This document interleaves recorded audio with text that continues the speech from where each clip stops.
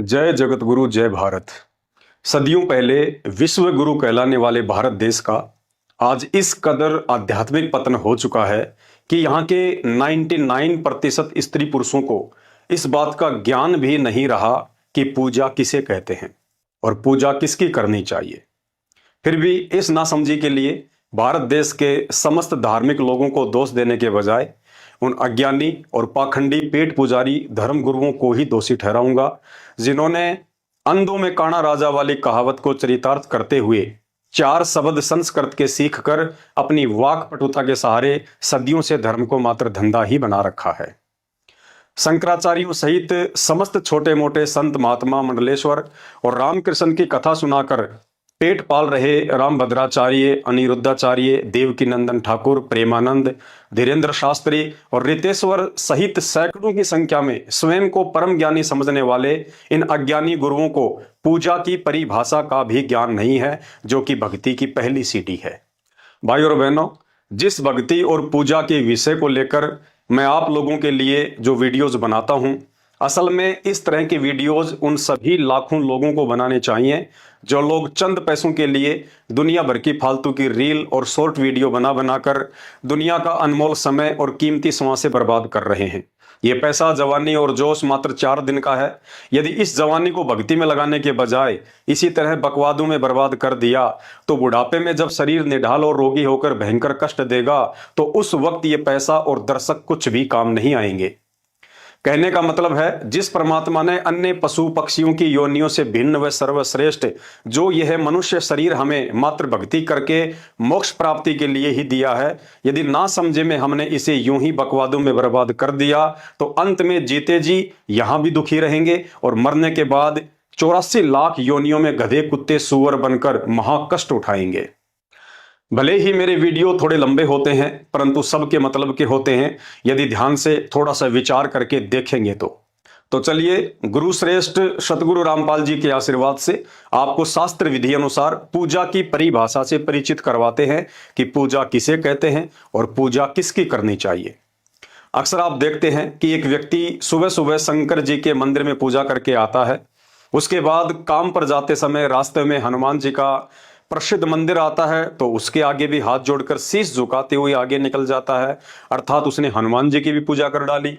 रास्ते में red light पर जैसे ही रुकता है तो एक व्यक्ति तेल से भीगी हुई काली सी मूर्ति सामने रखकर कहता है, जय शनि महाराज। वह व्यक्ति उसमें भी श्रद्धा अनुसार रुपया 2 रुपया डालकर आगे बढ़ जाता है, अर्थात उसने शनि महाराज की भी पूजा कर डाली। ऑफिस पहुंचते ही स्टाफ से एक लड़का मिठाई का डब्बा सामने रखकर कहता है, सर मैंने पिछले वर्ष माता जी से मन्नत मांगी थी, मेरी मन्नत पूरी हो गई है, इसलिए आप भी मुंह मीठा कीजिए। अर्थात आपने माता जी के निमित्त लाई हुई मिठाई खाकर माता जी की भी पूजा कर डाली। कहीं राम कथा या श्याम कथा हो रही है तो वहां भी कथावाचकों के खान पान, व्यवहार और चरित्र को जाने पहचाने बिना ही उनके चरणों में दंडवत करके उनकी भी पूजा कर डालते हैं। इसके अलावा बरगद, पीपल, घास फूस, माई, मसानी, भैरव, सेठ, शीतला और भी 10-20 ऐसे देवी देवता होंगे यारी दोस्ती रिश्तेदारी में जिनकी पूजा अर्चना करते ही रहते हैं। भाई और बहनों, आप ये पूजा नहीं कर रहे बल्कि स्वयं के साथ बहुत बड़ा धोखा कर रहे हैं। आप शास्त्र विधि विधान को छोड़कर घर परिवार, आड़ोसी पड़ोसी, बाप दादाओं और समाज की देखा देखी भेड़ चाल चल रहे हैं, अर्थात मनमानी भक्ति कर रहे हैं, जिसका परिणाम अंत में 0 ही निकलता है। सनातन धर्म से निकले हुए हिंदू धर्म में चारों वेद और पवित्र गीता जी को पूजा पाठ और भक्ति के संबंध में सबसे उत्तम ग्रंथ माना जाता है और निसंदेह है भी। उसी पवित्र गीता के अध्याय नंबर 13 के श्लोक नंबर 10 में स्पष्ट बताया गया है कि पूजा क्या है और किस भगवान की करनी चाहिए।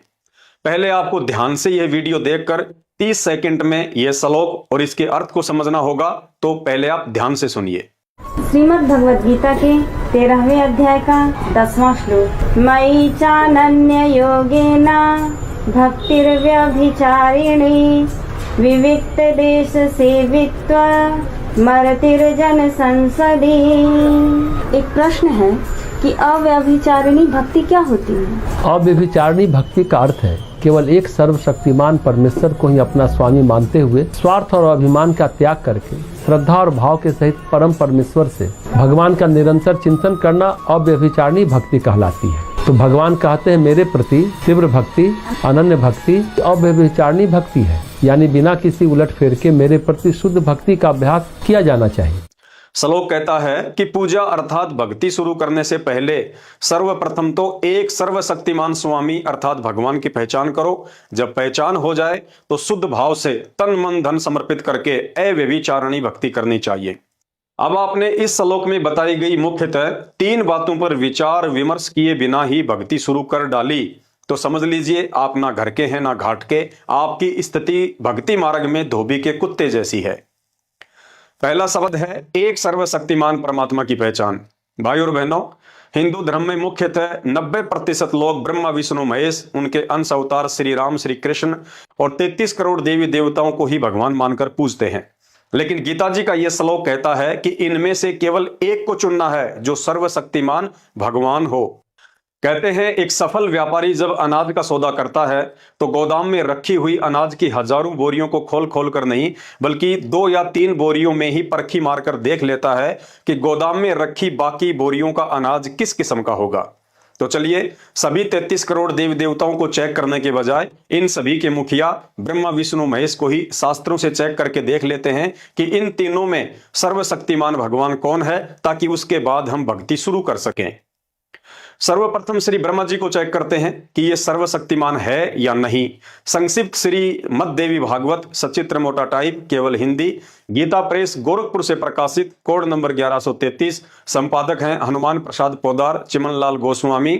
इसके तीसरे स्कंद पेज नंबर 130 पर स्पष्ट लिखा हुआ है कि एक समय नारद जी ने अपने पिता ब्रह्मा जी से पूछा कि किस देवता की पूजा करनी चाहिए तथा कौन देवता सबसे बड़े एवं समर्थ हैं।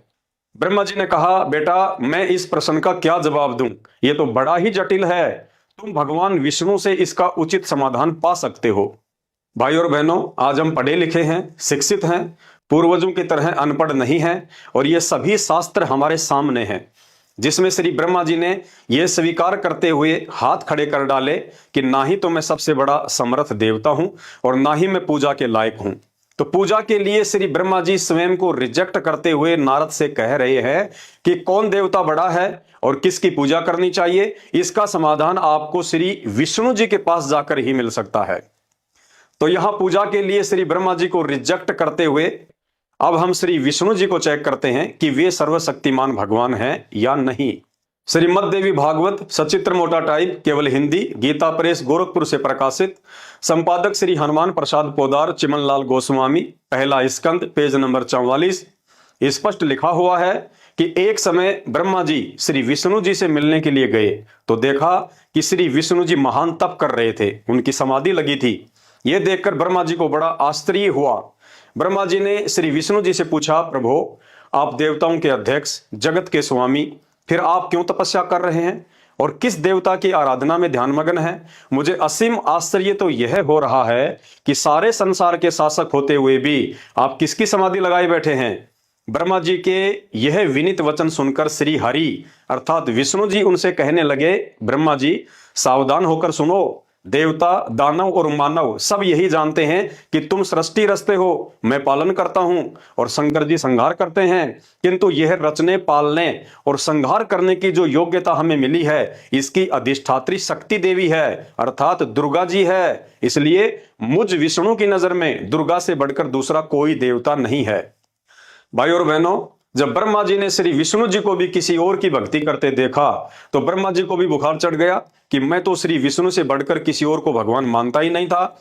लेकिन अब पता चला कि इनसे ऊपर भी कोई भगवान है और पूछने पर श्री विष्णु जी ने साफ साफ बता ही दिया कि भाई ब्रह्मा जी, मैं बड़ा भगवान नहीं हूं और ना ही पूजा के योग्य हूं, मैं तो खुद शक्ति देवी अर्थात दुर्गा की भक्ति करता हूं और मेरी नजर में उससे बढ़कर दूसरा कोई देवता नहीं है। तो चलिए यहां हम श्री विष्णु जी को भी पूजा के लिए रिजेक्ट करते हैं क्योंकि इन्होंने अपने से बढ़कर श्री दुर्गा जी को बता दिया है। तो चलिए अब हम श्री दुर्गा जी को चेक करते हैं कि यही फाइनल भगवान है या इससे भी ऊपर कोई और है। श्रीमद देवी भागवत सचित्र मोटा टाइप केवल हिंदी, गीता प्रेस गोरखपुर से प्रकाशित, कोड नंबर 1133, संपादक हनुमान प्रसाद पोदार, चिमनलाल गोस्वामी। इसके 7वें स्कंद पर पेज नंबर 564 पर श्री दुर्गा जी हिमालय राजा को ज्ञान उपदेश देते समय ब्रह्म स्वरूप का वर्णन कर रही है कि हे राजन, अन्य सभी की भक्ति छोड़कर एकमात्र ब्रह्म की भक्ति करनी चाहिए, और बताया कि वह ब्रह्म दिव्य खंभ रूपी आकाश अर्थात ब्रह्मलोक में रहता है और उसका ओम मंत्र है। अर्थात श्री दुर्गा जी भी वो एकमात्र सर्वशक्तिमान भगवान नहीं है जिसकी पूजा हमने शुरू करनी चाहिए, क्योंकि उन्होंने राजा हिमालय को ज्ञान देते हुए ब्रह्म भक्ति को ही सर्वश्रेष्ठ बताया है। तो यहां भक्ति के मामले में हम श्री दुर्गा जी को भी रिजेक्ट करते हैं और जानते हैं ये ब्रह्म कौन है, कहां रहता है, यही एकमात्र सर्वशक्तिमान भगवान है या इस ब्रह्म से भी ऊपर कोई अन्य भगवान है। पवित्र गीता जी अध्याय 8 श्लोक नंबर 13 में गीता जी का ज्ञान देते समय यह ब्रह्म अपना नाम लेकर स्वयं कह रहा है कि ओम इति एक अक्षर ब्रह्म व्यवहारण माम अनुशमरण ये प्रयाति तजन देहम सयाति परमाम गतम। अर्थात मैं ब्रह्म हूं और मेरा तो एकमात्र सुमरण करने का अर्थात जाप करने का ओम मंत्र है। जो अंतिम श्वास तक इस मंत्र का जाप करते करते शरीर छोड़ देता है वह व्यक्ति मेरी वाली परम गति को प्राप्त करता है। तो भाई और बहनों, अब इस ब्रह्म की परम गति क्या है उसे भी जानना पड़ेगा। परम गति का मतलब होता है यह ब्रह्म जिस लोक में रहता है उस लोक में जाने के बाद भी मोक्ष है या नहीं, या वहां से भी वापस धरती पर आकर 84 लाख योनियों में गधा कुत्ता सुअर ही बनना पड़ेगा। क्योंकि आज हमने निष्कर्ष निकाल कर ही छोड़ना है कि इन 33 करोड़ देवी देवताओं में से सबसे सुप्रीम भगवान कौन है। अब गीता जी अध्याय 8 के श्लोक नंबर 16 में इस ब्रह्म ने भी हाथ खड़े कर दिए और कह रहा है कि अर्जुन, मेरे ब्रह्मलोक से लेकर सभी लोग पुनरावर्ती में हैं। पुनरावर्ती का अर्थ है जहां जाने के बाद इस प्राणी को फिर से कष्ट भोगने के लिए संसार में ही आना पड़े। अर्थात ब्रह्म की भक्ति करने वालों का भी पूर्ण मोक्ष नहीं है। और होगा भी कैसे? क्योंकि हमारे धर्म गुरुओं की तो आंखें फूटी पड़ी थी, जो गीता जी अध्याय 7 श्लोक नंबर 18 को समझ नहीं पाए, जिसमें बेचारा ब्रह्म खुलकर कह रहा है कि अर्जुन, मेरी भक्ति तो बहुत ही घटिया स्तर की भक्ति है, अर्थात अनुत्तम है। लेकिन यहां हमारे तत्व ज्ञानहीन धर्म गुरुओं ने अनुवाद करते समय अनुत्तम शब्द को अति उत्तम लिख दिया, जो कि सरासर गलत है। क्योंकि अनुत्तम शब्द का अर्थ कभी भी अति उत्तम नहीं होता, बल्कि घटिया होता है। चलो कोई बात नहीं, इनकी पोल गीता जी अध्याय नंबर 18 के श्लोक नंबर 62 में अच्छे से खुलने वाली है, जहां यह ब्रह्म स्वयं कह रहा है तमेव शरणम गच्छ सर्वे भावेन भारत तत्प्रसादात परम शांतिम स्थानम प्राप्स्यसि शाश्वतम। अर्थात हे भारत, तू सब प्रकार से उस परमेश्वर की ही शरण में जा, उस परमात्मा की ही कृपा से तू परम शांति व शाश्वत स्थान को प्राप्त होगा, अर्थात तेरा पूर्ण मोक्ष होगा। भाई और बहनों, स्पष्ट लिखा हुआ है, आप देख सकते हैं। अब आप ही बताइए, यदि ब्रह्म ही सर्वशक्तिमान होता या इसकी भक्ति करने से ही शांति और परम गति अर्थात मोक्ष मिलना होता, तो इस 18वें अध्याय के 62वें श्लोक में इसे किसी और परमात्मा की शरण में जाने के लिए कहने की आवश्यकता नहीं पड़ती।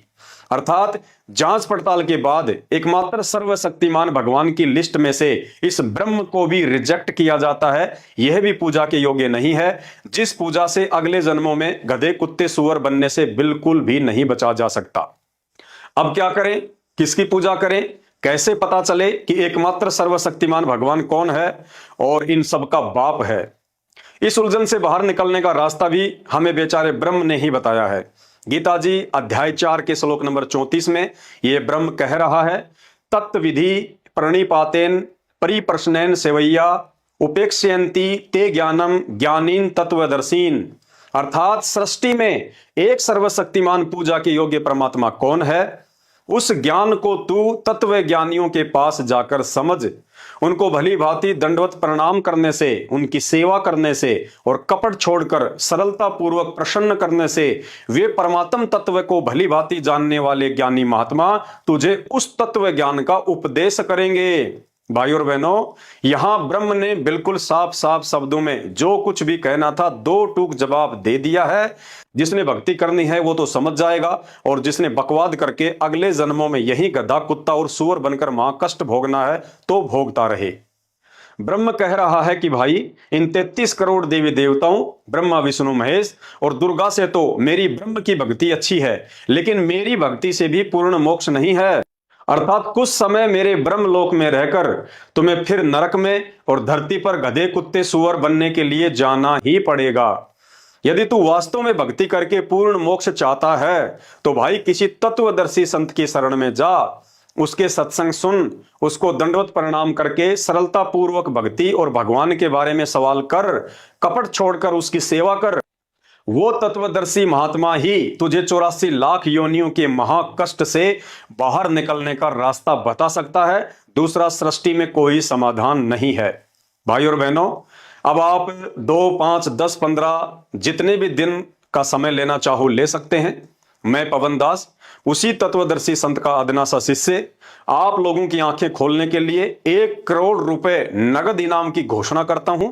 यदि वर्तमान में आप संत रामपाल जी महाराज जी के अलावा धरती पर किसी भी एक ऐसे संत महात्मा का नाम बता दो जो वास्तव में तत्वदर्शी संत हो, या उसके नाम से पहले उसके अनुयायी तत्वदर्शी शब्द का प्रयोग करते हो, या धरती पर किसी भी संत को तत्व ज्ञान हो, या गूगल पर भी हिंदी या अंग्रेजी में तत्वदर्शी संत लिखकर सर्च करने के बाद संत रामपाल जी भगवान के अलावा किसी दूसरे संत का नाम आता हो कि वो भी तत्वदर्शी है, तो निसंकोच होकर मुझ पवन दास से आप अपना इनाम प्राप्त कर लेना। तत्वदर्शी संत रामपाल जी भगवान के अलावा आज धरती पर दूसरा कोई भी संत महात्मा या शंकराचार्य नहीं है जो हम 84 में फंसे हुए मंदबुद्धि इंसानों को बाहर निकलने का पूर्ण ज्ञान और समाधान बता सके। जिस तत्वदर्शी संत सतगुरु रामपाल जी भगवान को धर्मशास्त्र व अध्यात्म की नासमझी के चलते आप लोग हल्के में ले रहे हैं, उनके चरणों में शीश झुकाकर भक्ति करने के लिए तो साक्षात ब्रह्मा विष्णु महेश भी तरसते हैं। लेकिन उनका दुर्भाग्य है कि वो देवता बनकर इस ब्रह्म अर्थात काल की 84 लाख योनियों के चक्कर में फंसे पड़े हैं, क्योंकि मोक्ष की प्राप्ति केवल मनुष्य शरीर में ही संभव है, देव शरीर में नहीं। इतनी बात तो हमारे ज्ञानहीन अन्य धर्मगुरु भी अपने कथाओं में चिल्लाते रहते हैं कि मानव जन्म अनमोल है, मानव जन्म अनमोल है। तो भाई और बहनों, 3 मुख्य बातों में से सबसे पहली बात थी एक सर्वशक्तिमान परमात्मा की पहचान। तो पहचान के लिए ब्रह्म ने हमें तत्वदर्शी संत की ओर इशारा कर दिया है, अतः उसके लिए आपने YouTube पर तत्वदर्शी संत रामपाल जी भगवान के द्वारा बताई गई सृष्टि रचना के वीडियो देखने व समझने होंगे। दूसरी मुख्य बात है उस एक सर्वशक्तिमान भगवान की पहचान के बाद शुद्ध भाव और तन मन धन से समर्पित होकर उसकी भक्ति करना। अब विचारणीय बात यह है कि भक्ति करने वाले व्यक्ति के विचारों में और तन मन में शुद्धता तो उसी वक्त संभव है जिस सर्वशक्तिमान भगवान की वो भक्ति करेगा। उस भगवान का तन मन और विचार कितने शुद्ध हैं, क्योंकि पूजा करने से उस इष्ट के विचार हमारे अंदर स्वतः ही आने लगते हैं। जैसे उदाहरण के लिए आप किसी नशेड़ी व्यक्ति की संगति करेंगे तो कुछ समय बाद नशा करना आपकी आदत हो जाएगी। आप किसी चरित्रहीन व्यक्ति की संगति करेंगे तो कुछ दिनों के बाद स्वतः ही आपकी सोच भी गंदी हो जाएगी। तो चलिए एक बार शुद्ध विचार और तन मन की पवित्रता को लेकर भी हम श्री ब्रह्मा विष्णु महेश जी को शुरू से ही चेक करते हैं कि ये तीनों देवता चरित्र और शुद्ध विचारों के मामले में कितने पाक साफ हैं। श्री ब्रह्मा जी के चरित्र के विषय में जानकारी हमें श्री मत्स्य महापुराण से मिलती है। श्री ब्रह्मा जी रजोगुण के स्वामी हैं, अर्थात तीनों देवताओं में से सबसे ज्यादा विषय वासना श्री ब्रह्मा जी के अंदर पाई जाती है, और इसी रजोगुण के कारण साफ सुथरे चरित्र के मामले में श्री ब्रह्मा जी फेल हो जाते हैं।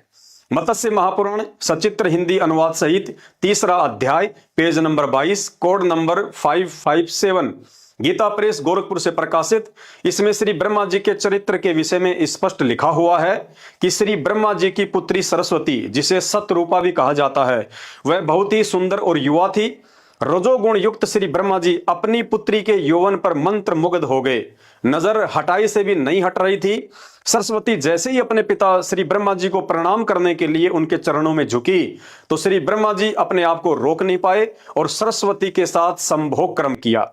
फिर उसी सरस्वती के गर्भ से स्वयंभू मनु का जन्म हुआ, जिसे वेदों का ज्ञाता कहा जाता है, जो ब्रह्मा जी का मानस पुत्र भी कहलाता है। उसी मनु से आगे चलकर सतयुग में पंडितों को शास्त्रों का थोड़ा बहुत ज्ञान हुआ। भाई और बहनों, पूज्य गुरुदेव सतगुरु रामपाल जी भगवान के आशीर्वाद से जैसा मैं आपको बता रहा हूं, एक एक शब्द ऐसे ही लिखा हुआ है। प्रमाण के लिए यह मत्स्य महापुराण आपके सामने है, देख सकते हैं। भाई और बहनों, शुद्ध विचार और चरित्र के मामले में श्री ब्रह्मा जी भी पूजा के योग्य नहीं है, इसलिए श्री ब्रह्मा जी भी रिजेक्ट किए जाते हैं। दूसरे नंबर पर श्री विष्णु जी के चरित्र और विचारों की एक झलक देखते हैं कि इस मामले में वे भी पाक साफ हैं या नहीं। संक्षिप्त ब्रह्म वैवर्त पुराण, सचित्र मोटा टाइप, केवल हिंदी, गीता प्रेस गोरखपुर से प्रकाशित, कोड नंबर 631, इसके पेज नंबर 182 पर प्रकृति खंड में स्पष्ट लिखा हुआ है कि चरित्र के मामले में श्री विष्णु जी पर भी अनेकों दाग लगे हुए हैं। एक समय देवताओं और राक्षसों में भीषण युद्ध छिड़ गया जो हजारों वर्षों तक चलता रहा। इंद्र सहित सभी देवताओं को जंगलों में जाकर समय व्यतीत करना पड़ा। फिर सभी देवता जमा होकर श्री शंकर जी के पास गए, लेकिन शंकर जी भी राक्षसों को पराजित ना कर सके। अंत में देवी भगवती से प्रार्थना की गई। देवी भगवती अर्थात दुर्गा ने अपने सारे अस्त्र शस्त्र चला लिए, परंतु शंखचूड़ राक्षस को पराजित नहीं कर सकी। अंत में देवी ने पाशुपतास्त्र का प्रयोग करना चाहा तो ब्रह्म की आकाशवाणी हुई कि इस भयंकर राक्षस शंखचूड़ को उस समय तक नहीं मारा जा सकता है जब तक कि इसकी पतिव्रता पत्नी तुलसी का पतिव्रता धर्म ना तोड़ा जाए। अंत में सभी इकट्ठे होकर श्री विष्णु जी के पास गए और सारी बात बताई। श्री विष्णु जी ने एक ब्राह्मण का रूप बनाकर धोखे से शंखचूड़ राक्षस का कवच दान में लिया और उधर से अंतर्ध्यान होकर शंखचूड़ का रूप बनाकर उसकी पत्नी तुलसी के पास पहुंच गए। तुलसी ने अपना पति समझकर उसे संभोग के लिए समर्पण कर दिया। जैसे ही तुलसी का पतिव्रता धर्म टूटा तो उधर शंखचूड़ युद्ध में देवताओं से मारा गया। हकीकत का पता चलने पर तुलसी ने श्री विष्णु जी को श्राप दे दिया। भाई और बहनों, श्री विष्णु और श्री शंकर जी को हम सर्वशक्तिमान भगवान मानकर पूज रहे थे। उनमें इतनी भी शक्ति नहीं थी कि समस्त देवताओं के साथ मिलकर वे दोनों उस शंखचूड़ दानव का भी कुछ बिगाड़ पाते। उस कार्य के लिए भी श्री विष्णु जी को धोखाधड़ी करते हुए एक चरित्रहीन व्यक्ति की भूमिका निभाकर अपने दामन पर दाग लगाने पड़े। सोचिए, जब उनकी पत्नी श्री लक्ष्मी जी को इस बात का पता चला होगा तो घर में कितने दिनों तक झगड़ा रहा होगा। अर्थात यहाँ पाक साफ चरित्र के मामले में श्री विष्णु जी भी रिजेक्ट किए जाते हैं, अर्थात ये भी पूजा के योग्य भगवान नहीं है। तीसरे नंबर पर श्री शंकर जी आते हैं, लेकिन देवों के देव महादेव कहे जाने वाले श्री शंकर जी तो मोहिनी को लेकर वैसे ही जग विख्यात हैं। श्री भागवत सुधा सागर, जिसे सुख सागर भी कहते हैं, गीता प्रेस गोरखपुर से प्रकाशित, कोड नंबर 1930, 12वां अध्याय, 8वां स्कंद, पेज नंबर 549 पर शादीशुदा होने के बावजूद अपनी पत्नी के ही सामने मोहिनी के साथ जो कुकृत्य श्री शंकर जी ने किया उसे सार्वजनिक तौर पर बताते हुए मुझे भी शर्म आ रही है। अतः पेज नंबर और अध्याय आपको बता दिया है, कभी भी एकांत में पढ़ लेना। भाई और बहनों, चरित्र के मामले में यहां श्री शंकर जी भी रिजेक्ट किए जाते हैं, अर्थात श्री शंकर जी भी पूजा के योग्य भगवान नहीं है। रही बात श्री दुर्गा और ब्रह्म के चरित्र की, तो भाई इनके चरित्र के विषय में सुनकर तो आपके कानों के पर्दे ही फट जाएंगे, जिसका जिक्र विस्तार से सृष्टि में सर्वश्रेष्ठ पाक चरित्र वाले एकमात्र तत्वदर्शी संत सतगुरु रामपाल जी भगवान के मुख कमल से सृष्टि रचना सुनकर आपको समझ में आ जाएगा। अर्थात चरित्र के मामले में भी यदि सृष्टि में कोई बेदाग और पाक साफ है तो वह तत्वदर्शी संत ही है। तो भाई और बहनों, अब हम बढ़ते हैं पूजा शुरू करने से पहले तीसरी मुख्य बात की ओर, अर्थात अव्यभिचारिणी भक्ति क्या है। भाई और बहनों, जब आपको तत्वदर्शी संत के सत्संग सुनकर सृष्टि में एकमात्र सर्वशक्तिमान भगवान की पहचान हो जाए, उसके चरित्र और तन मन की शुद्धता का पता चल जाए, तो उसके बाद मन कर्म वचन और तन मन धन से एकमात्र उसी भगवान की पूजा व भक्ति के प्रति अपनी आत्मा को पतिव्रता भाव से उस भगवान के चरणों में स्वयं को समर्पित कर देने को ही अव्यभिचारिणी भक्ति कहते हैं। भक्ति के लिए यहां दो शब्दों को समझना बहुत जरूरी है। एक शब्द है व्यभिचारिणी औरत अर्थात आत्मा, और दूसरा शब्द है अव्यभिचारिणी औरत अर्थात आत्मा। व्यभिचारिणी औरत उसे कहते हैं जो अपने पति के अलावा अन्य पुरुषों से भी संबंध रखती है, आम भाषा में उसे वैश्या कहा जाता है। और अव्यभिचारिणी औरत उसे कहते हैं जो पतिव्रता होती है, अपने पति के अलावा सौपन में भी किसी अन्य पुरुष को पति के भाव से नहीं देखती है, चाहे कोई कितना ही सुंदर या धनवान क्यों ना हो। ठीक इसी प्रकार अव्यभिचारिणी भक्ति का अर्थ है उस तत्वदर्शी संत के बताए अनुसार केवल एक ही भगवान की भक्ति करना, बाकी अन्य किसी भी माई मसाणी, सेठ शीतला, भैरव, भूत, हनुमान, शनि महाराज, ब्रह्मा, विष्णु, महेश, दुर्गा, काल, महाकाल या किसी भी धर्मगुरु आदि में बिल्कुल भी आस्था ना रखना। और हमारी यह झूठी आस्था इन समस्त आधे अधूरे देवी देवताओं से उस समय अपने आप ही हटती चली जाएगी जब हम धैर्य के साथ निष्पक्ष भाव से YouTube पर उस एकमात्र तत्वदर्शी संत सतगुरु रामपाल जी भगवान के ध्यान से सत्संग सुनना शुरू करेंगे। भाइयों और बहनों, परमात्मा कबीर जी सहित सभी संत महात्माओं ने बार बार इसी बात पर जोर दिया है कि गुरु बड़े हैं गोविंद से, मन में देख विचार, हरि सुमरे सो रह गए और गुरु भजे हुए पार। अर्थात गुरु धारण किए बिना किसी भी देव महादेव की भक्ति करने वाला अंत में यही लक 84 में पशु पक्षी बनकर धक्के खाता रहता है। फिर कहा है, 7 दीप 9 खंड में गुरु से बड़ा ना कोई, भगवान करे ना कर सके, गुरु करे सो होय।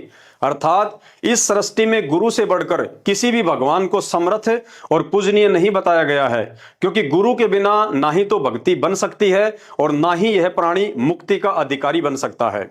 इसी बात को ध्यान में रखकर त्रेता युग में श्री रामचंद्र जी ने भगवान होते हुए भी श्री वशिष्ठ जी को अपना गुरु बनाया और द्वापर युग में श्री कृष्ण जी ने भगवान होते हुए भी श्री दुर्वासा जी को अपना गुरु बनाया।